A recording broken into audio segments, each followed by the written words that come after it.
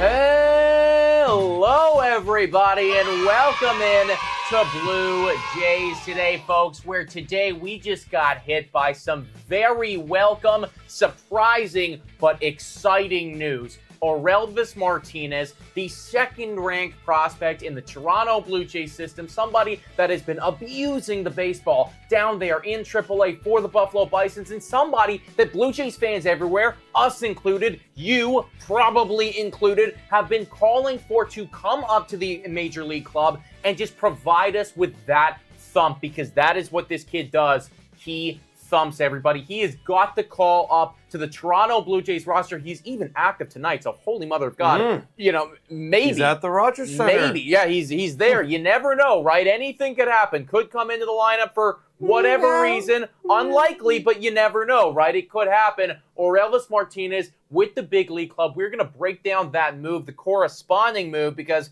we did lose a pretty important player as well in the process. And then the Toronto Blue Jays' other roster moves as well, because there was like literally two other roster moves that they made when they were doing everything like this. So a lot of exciting stuff right now going on with the Toronto Blue Jays. I'm your host, Nicholas Playlock. And I'm your host, Adam Peddle, guys. And excuse me, you're going to hear a pretty rash voice in this podcast. I lost my voice. Maybe I was screaming about Orelvis Martinez coming up. No, I'm just a little bit sick, guys. But I'm reading the comments right now, and I've got a lot of people in here that are saying, let's go, let the kids play. Yes, and that's the overall feeling that Blue Jay fans are feeling right now. You're looking at a team with struggling veteran players, and you're letting the kids come up and get an opportunity because the clock is ticking on this goddamn team. And now you're having the right guys come up and play and compete for playing time. I'm ready for it. I'm ready for it. So let's go in right away. Let's break it down and look at the tweet from the Toronto Blue Jays. So Bo Bichette, obviously going on the 10-day IL, a right calf strain. Some people were saying maybe phantom IL. Regardless, and I'll break this down a little later, regardless, I am okay with a little missing time from Bo Bichette because of this exact next line here. Infielder Orelvis Martinez called for AAA and will be active tonight. And then, of course, you've got Brandon Eisert option and then Ryan Burr recall from AAA Buffalo. What do you make of the whole Bo Bichette getting optioned right here, Nick? Well, listen, okay. Or going to the IL, excuse me. Yeah. We were talking about this legitimately in a podcast that came out this morning, discussing some trade rumors that were surrounded with Bo Bichette's name being attached to them. You know, people were talking about him going over to the LA Dodgers because it's not working out right now with the Toronto Blue Jays. Well, you know, if you don't want to do that, I mean, you could argue that the best thing right now, phantom IL or not, is for him to take some time away from the team, get his mental right, get his body right, if he is in fact dealing with the right calf strain that they've listed him as, right? Bo Bichette so far this season, I mean, I don't even need to tell you guys this because you already know, but it has not been good, folks. He's looking at a .237 batting average. He's looking at an on-base percentage of is that an 86 or 66? Either way, not good. Look at this here, too. WAR. A negative WAR. A -1 WAR. And I'll tell you right now, a negative attitude as well, right? That's something that I have rarely seen from Bo Bichette in his entire time with the Toronto Blue Jays.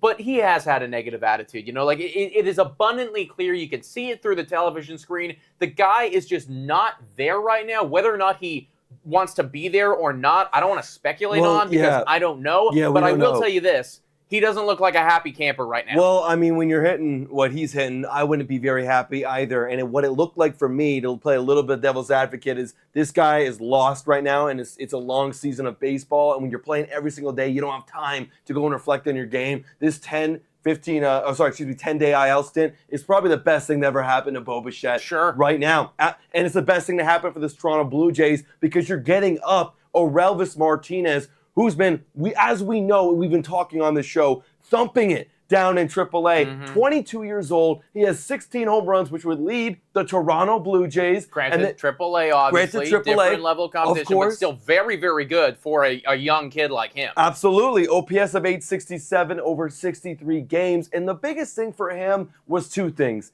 Defense, and it was the ability to make contact. Well, he solved at least one of those problems so far. 260 batting average is what he had down there in AAA. So if you can produce, like if you get called up to the MLB level, I'm not expecting you to do these exact same numbers, but if you can give me a little bit of thump in the low 200s, maybe you're looking like a little Dalton Varsho at least this year, that's better than what Bo Bichette is providing you so far this season. Yeah, I completely agree with you, man. And I think it was so frustrating for so long for a lot of Toronto Blue Jays fans because we're looking at that Buffalo Bison's roster and we're looking at, all of their slash lines and we're going, okay, I mean, I'm seeing George Springer over here bat below 200 and Bo Bichette, is making errors and grounding into double plays and swinging at the first pitch, and it is not working at the major league level. Sure, we will win the AAA league if we keep everybody down there, but that is... Which I think we've already done. Yeah, that is not the goal. The goal is to win MLB games, and there are good players down there.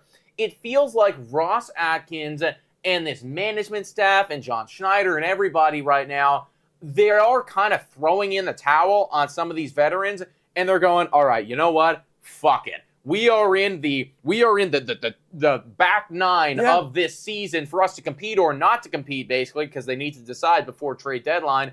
And if we want to be a competitive squad, we need the best baseball players. Davis Schneider, Spencer Horwitz, Ernie Clement, Orelvis Martinez, Addison Barger. These are the best baseball players for us right now. If you could say, like, oh, well, why don't the Blue Jays go trade for better baseball players right now outside of the Toronto Blue Jays on major league teams? Well, we actually don't have that many prospects, right? You'd have to trade away the Orelvis Martinez's, the Addison Bargers of the world to try and get some of those guys. So I think you got to do the second best option, which is to bring the kids up and let them play. Now, I want to jump off that one thing you said about George Springer. Well, right now, guys, he's actually not in the lineup tonight. George Springer isn't playing.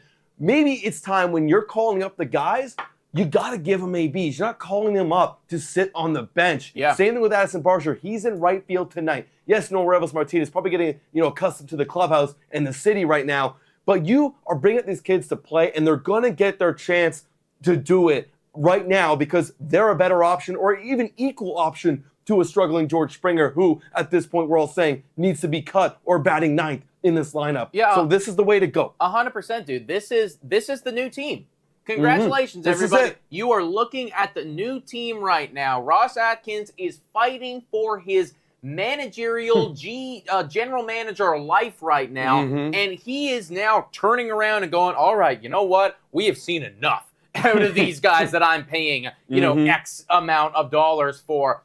Addison Barger and Davis Schneider and now Orelvis Martinez, they want to be here. They want to come up and they want to deliver, and he thinks that they can, and I think everybody is on board with that. We had Edwin Encarnacion a while back come out and discuss what he believes to be a reasonable player comp for Orelvis Martinez. And if this doesn't get you a little excited, I just don't know what does, man. Who did he put out there? Well, he said he's got more power than Hanley. And we know we're talking about Hanley Ramirez, right? Once late Boston Red Sox, Florida, Marlin. Yeah, dude, if he's anything like Hanley Ramirez, we got something great with a career 289 batting average, the OPS of 847. Like, that would just be a great comp. And Edwin Encarnacion knows his guy. So if this guy at 22 years old, mind you, can get to anywhere close to that in his career, my God, do we have something special on our case? And maybe we can look forward to moving on from Bo Bichette. However, speaking of Bo Bichette, not the best defender. That's the one negative right now that we are having on Orelvis Martinez, and he's being called up. He plays a little bit of shortstop, can play a little bit third base, but he's actually playing a lot more second base. So if you have maybe IKF go over to second base, you can maybe find a hole there somewhere on the diamond for Orelvis Martinez. Yeah, well, I'm thinking about it right now, and I'm thinking, first off, if the strategy is shifting from, okay, we're going to play all our veterans and trust them to now we're going to play our young guys. Well, first things first, I mean, sorry, Justin Turner, but now some of your DH bats are going to be going to Orelvis Martinez. So that's number one. If he's struggling, because he's been hot in June. He has been turning it around a little bit. But again, if that's where we're going and he's not doing well, then I could see that happening. And then two, I mean, you're right. You could absolutely put Isaiah Kiner-Falefa at shortstop, which I think we are going to be seeing more moving forward. Ernie Clement, he can play a main third base every now and then, and then you can slot Orelvis Martinez in it too. So I think that they're going to start doing everything in their power to give these young kids as many at-bats as possible, because we've seen the success stories so far start to happen with Davis Schneider and now most recently with Spencer Horwitz and Ernie Clement, especially off the top of the season. It's almost like a completely fresh look for, everyone in the MLB, right? So these MLB pitchers are coming into these guys. They don't know what to throw them. They don't know how to attack them. They're, they're just as clueless as we are, right? So, they are getting off to some really good starts, and they can deliver. So this is very exciting for me. I want to ask you a question, and you guys in the chat as well. But before we do, big shout out to the 266 people here on this live stream right now. You guys are super excited. I'm seeing you all in the chat. Hit that like button if you haven't already, guys, and make sure to subscribe to Blue Jays Today. Now, all this being said, let's paint the scenario where, yes, Orelvis Martinez, he's up here. He plays tomorrow. He's looking good. The next 2 weeks go by. Oh, my God. Like, I want to keep this guy in the lineup. What happens to Bo Bichette when he's ready to come back? I know we threw out trades. Yeah. I know we've been throwing out, trying to sort of reworking his role in the Toronto Blue Jays. What happens to Bo Bichette? Is that a problem to call later? Yeah, I mean, that's a very, very good question, man. But I don't see how we can answer that right now, because I think that the strategy for the Toronto Blue Jays has shifted from, where it was at the beginning of the season when we're going to trust all these veterans, the guys that we're paying right now. Now you can see that Ross Atkins is doing everything for the now. It's like, what's best for us right now? If in 2 weeks' time, Justin Turner has been terrible at baseball, maybe he goes. If in 2 weeks' time, Ernie Clement's been terrible at baseball, maybe he goes, right? Like, just the other day, we were talking, and I think you said, well, like, I think this is it for the guys right now. Now that we've seen Orelvis Martinez get the call up, it's like, and I know that it was now it's like, anything can happen, I think. Like, literally anything can happen. If you are not performing, if you are playing like ass, you're gone, and we get the hot hitters up here. Yeah, I think you're looking at the window right now, and the window, people could argue it's ending right now, but the window of Bo Bichette, Vladimir Guerrero Jr. is ending at the end of 2025, and I think it's starting to be that time where you got to start burning the options, like, of Orelvis Martinez and the Ashton Varsha. We've already burned Ashton Varsha once, so if there is a situation where maybe Orelvis Martinez is struggling, well, now you're flipping Bo Bichette back in the lineup. Like, you're just playing whoever it is who's hot right now. The best personnel to win you as many baseball games as possible before now, and what was the deadline again? July 16th for us or July 18th, right after the All-Star break. Yeah, July 18th for us to decide if we're buying or sellers. The best personnel that you can have before then, that is what we need on the field. Quick shout out here to Renington Mon for $5 dono saying, for your throat, Steve Dangle recommends lemon tea and or coconut oil. So thank you. I got a haul somewhere here in my bag, guys, but thank you. Also, big shout out to Daniela, who was in the chat with a super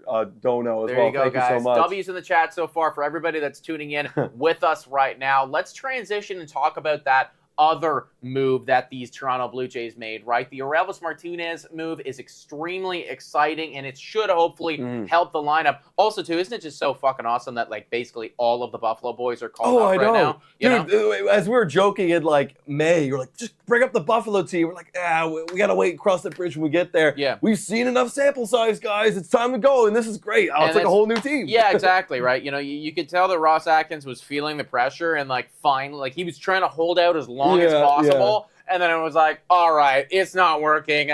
Let's bring them all up, and now we've done it. So honestly, credit where credit is due. It probably took longer than it would have taken, me or some of you guys to do that move, but they are literally all here right now. And it's so exciting as well, because if this Bo and Vlad window does not work out, this could be, Orelvis Martinez could be part of the core to come.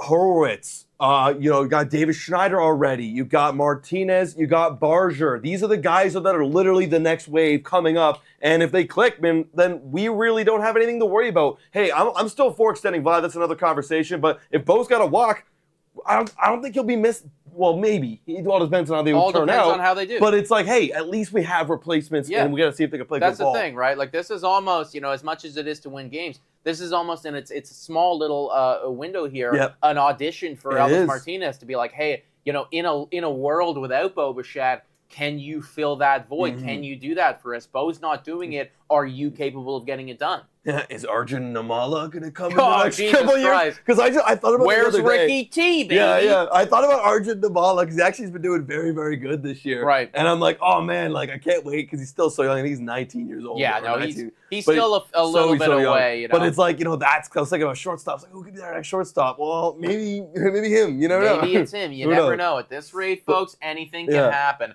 The Blue Jays, while they were making this move, made some other corresponding moves as well. Brandon Eisert, he was optioned. I mean, I almost feel bad for the dude. He pitched like 2 innings, gave up a couple walks. Yeah, in yesterday's game, it was done, basically. Like, we were going to lose. And that was it. That's literally all he did. And then the Toronto Blue Jays recalled Ryan Burr. Now, this was all in like kind of a domino effect from the Jimmy Garcia move that happened the other day, because Jimmy Garcia goes on the 15-day IL, which is just honestly such a blow, and in another thing entirely, right? How bad this bullpen, the shape that this bullpen is in right now is awful. But a lot of people were talking about Ryan Burr and saying, well, if it's not going to be Yariel Rodriguez, then Ryan Burr should be that other guy. And it looks like the Toronto Blue Jays, after one game of Brandon Eisert, do agree with you. Yeah, I think, again, these are kind of, no offense to Ryan Burr, kind of Band-Aid solutions until proven otherwise. Right. I mean, he's bounced around for so many years. Didn't even play in the big leagues last year. So I think this is a temporary solution. I'm still on the train where, let's say the offense is clicking and we still got the Guardians, we still got the rest of this Boston series, and Boston again next week. If we're starting to still hold our own ground with this new look of the Toronto Blue Jays, well, I think it's time to start pulling triggers and getting a little bit more reinforcements outside the organization, like bullpen guys that won't cost you an arm and a leg. Yeah. And so for now, hopefully Ryan Burr can hold it down. Hopefully. I completely agree, right? Like, this next stretch of baseball, we've been saying this forever now, but this next stretch of baseball is so fucking critical because, if you can't pull it together, if you drop a couple games below 500, there will be no reinforcements. It's not going to be that type of season. People will get sold, and that's going to suck. But if these guys, this cast of just wacky and zany characters from Buffalo and, wherever, can just somehow piece it all together, then we will be in a situation where potentially you could be buying come trade deadline. Bro, I got to give a shout out to Leveled Up Labels. This shirt was one of the first shirts that we ever got back in the day. If you could read it, Buffalo Blue Jays, guys. There you go. Now it actually makes sense. It does. It literally makes sense again. It legitimately makes sense at this point, man. Like, this is where we are at right now as a team. So exciting stuff right now for the Toronto Blue Jays. Orelvis Martinez, obviously the big move there. Ryan Burr, the corresponding one as well. I do think that there will be, again, like, a potential trade moving forward with the bullpen if we get to that situation. But we have just got to find a way to weather the storm right now, folks. We've got to find a way to weather the storm. If we can, guys, again, I think we're 2 games below 500. We've been struggling to get to 500. Right? I saw a meme of Roy McIlroy's putting and how, like, that's the representation of Blue Jays just not being able to sink it, trying to get back to 500. But hey, look, we just got to get through.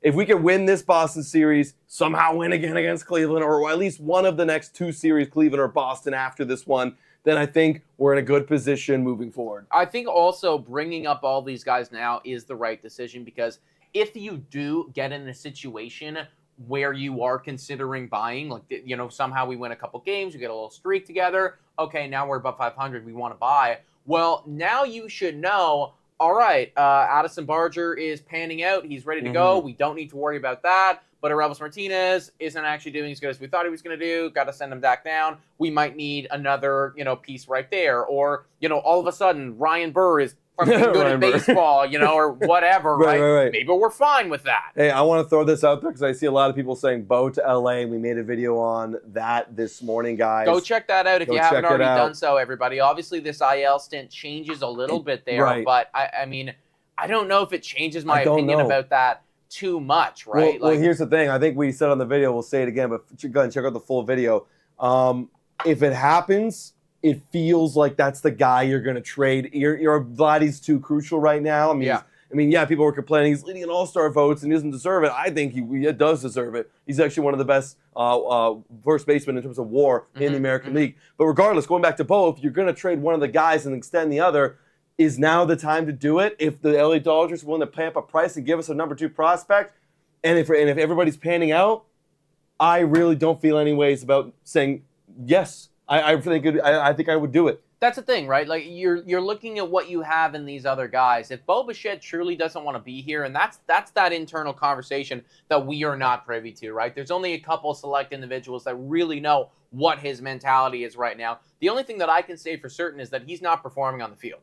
And, right now, and somebody commented on that video this morning, and they said, he's been out for 3 days right now. I haven't even really noticed anything. I literally haven't noticed anything either. That's the thing, right? Like, I haven't noticed, and I saw that comment. I was like, that's just fucking wild to say because this is Bo Bichette. Yes. But at the same time, it's totally true. So if you can find yourself in a situation, if the Toronto Blue Jays can go through this stretch right now and put some wins together in a Bo Bichette-less world, then yes, I think that door is completely open for come trade deadline, potentially a trade away, right? After this IL stint is all over, maybe then, if you have worked a couple wins together, you consider, an LA trade or otherwise. Yeah. Well, guys, I think this is going to be definitely the beginning of a new window for the Toronto Blue Jays, and I hope to God it all works out. We're excited right now because of the prospect, but we got to see it happen on the field. He's not going to be in the lineup tonight, but I hope to God he will be tomorrow, because we're going to be going live tomorrow, guys,